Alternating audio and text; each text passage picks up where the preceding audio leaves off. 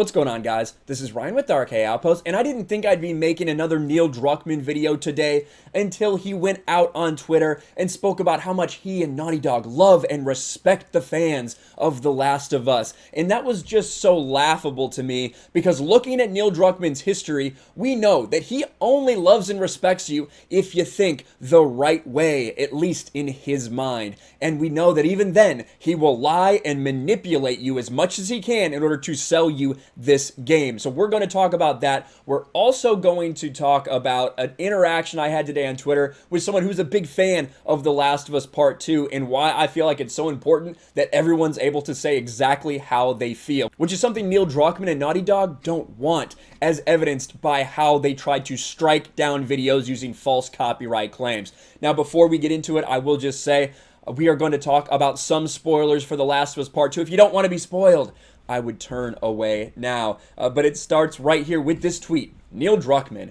"We love and respect our fans immensely, but just in case it needs to be said, love plus respect do not equal pander." And I agree completely, but the problem is that actions speak louder than words, Neil. And your actions show you do not love and respect your fans. You may love and respect some of them, but only if they think the same way you do. And of course, what you're saying is you're trying to fight against this backlash that says what you did to Joel, the way you killed Joel, was absolutely disrespectful and disgusting. And that's pretty well evidenced by the user scores on Metacritic. Now, we know the shady stuff has been going on at Metacritic. A lot of people haven't been able to post reviews. More people have been able to post them lately that have been telling me this number has been stuck at 4.6 most of the day. It seems to be evening out at almost 90,000 ratings.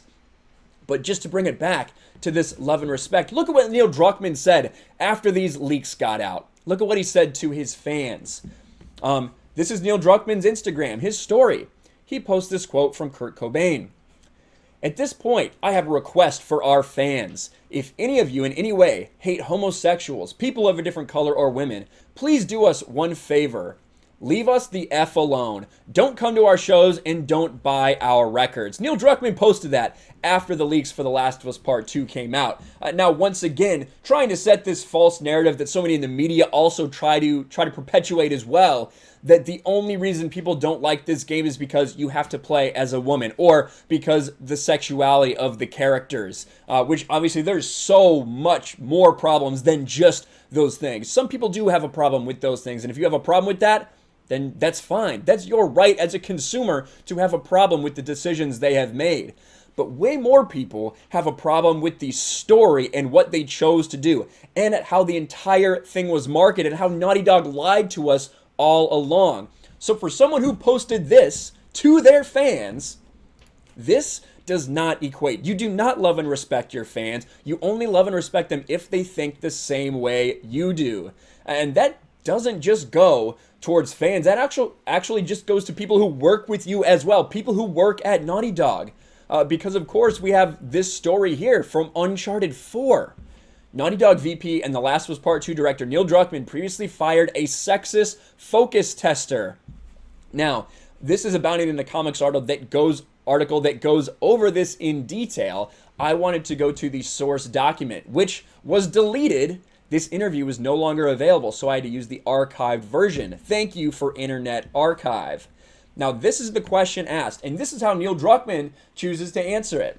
"You've said in the past you've been influenced by Anita Sarkeesian's Feminist Frequency videos and the larger conversation about diversity and representation in games. How did that affect Uncharted 4?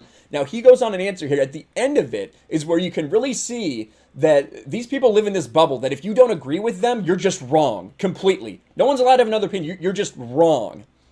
When I'm introducing and describing a new character to our lead character concept artist, constantly she will ask, 'What if it was a girl?' And I'm like, 'Oh, I didn't think about that. Let me think. Does that affect or change anything? No? Cool, that's different. Yeah, let's do it.'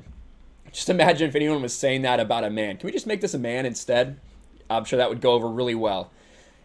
Initially in the epilogue, it was Nate's son. So Nathan Drake was supposed to have a son, not a daughter. Something similar happened in the mansion they go into. It was an old English guy's house. She asked, well, what if it was a woman? Here it is. You have some really sexist focus testers who were really upset by Nadine beating up Nate. Ironic that Nadine and Abby are pretty similar, aren't they? And really upset at the end when it was Nate's daughter, to the point where we had to ask one guy to leave. In his core, it just affected him. He was cursing, not you too, Naughty Dog. God damn it, I guess I'm done with Uncharted if you guys ever make another one with his daughter. This effing bullshit. So, a person that you hire to test a game, to give their opinion on what they feel about the game, you fired him because he didn't think the way that you want him to think. That's the irony of firing someone whose job it is to give their opinion, should not be lost on anyone. And now, obviously, Neil Druckmann has also lied to fans. And I'll go over these quickly because I talk about this in a lot of my videos. Neil Druckmann is the one who lied to us 2 years ago and said that Ellie is the only playable character. They did this to protect the story, because if you knew that this was a game about Ellie and Abby, you wouldn't have bought it. Well, you might have bought it, but you may also not have. I guarantee you 4 million people wouldn't have bought it the first weekend if they knew that Joel was not going to be a part of this game like he should be. And then also, you misled everyone with these trailers, literally putting different versions of Joel in the trailer to make you think that you were going to play with him and Ellie and interact with him and Ellie in present day instead of just flashbacks. And if you really loved and respected your fans, maybe when people criticized your game, now this is from an old video of mine, back when my channel, along with so many other people, got struck. Some people literally for just talking about the leaks and criticizing Naughty Dog, barely getting into any specifics, which is completely within fair use. They have no right to strike those videos. They struck people like myself, like Jeremy from Geeks and Gamers, Gaming with Geeks, a video that I did on that channel. Look at Jade Shadow got this strike here. Lethal Lightning as well got struck live on stream while we were on air. Someone who didn't show anything, just talked about the leaks.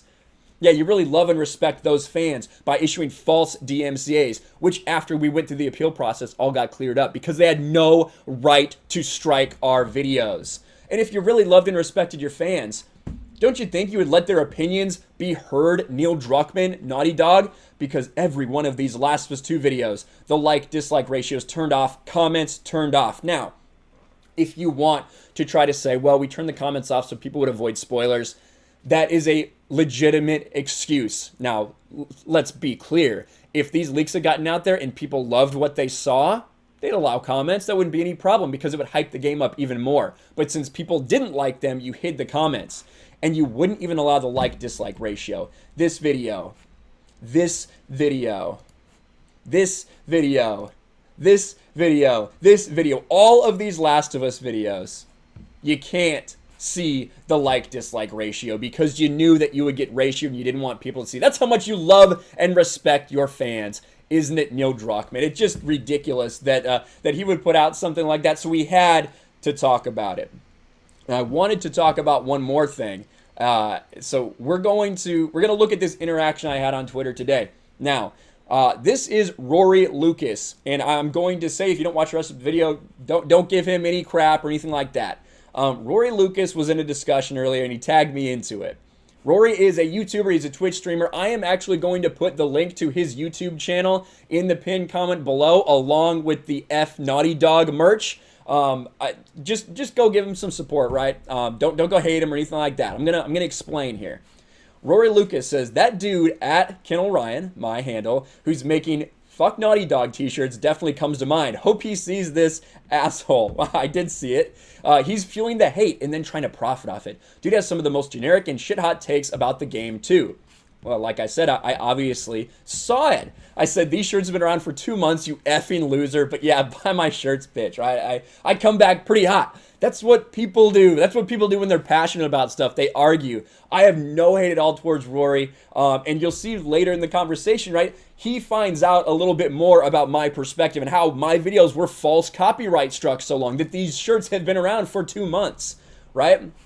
So then we have some more iterations back and forth. A lot of other people jumped into it, and he puts out this long discussion, right? I've learned more now. I understand more. I'm glad I learned a little bit more about the context, and it means I owe an apology to you, which he doesn't owe me anything. Let's be clear, he doesn't owe me anything. So good luck with everything. Hope your t-shirts sell well and your channel doesn't have to deal with any of that in the future. And I did really appreciate that, right? I put out, no worries, man. You tagged me, so I responded. There are people that love and hate this game for a ton of different reasons.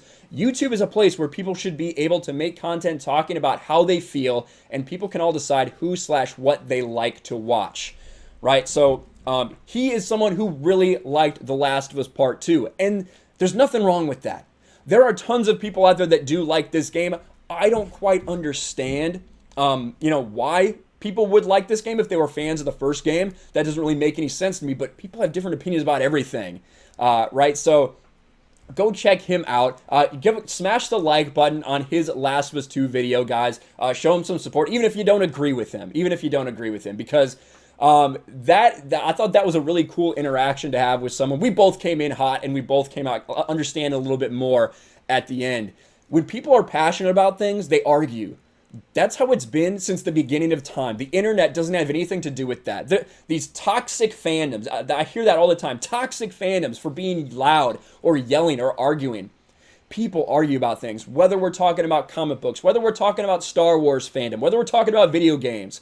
People are passionate, and they argue about it because they care. It has been a thing since the beginning of time, and it will be a thing. You used to go to the comic book shops, you could sit there and have an argument with people for an hour about things like who your favorite Robin is, or things like that.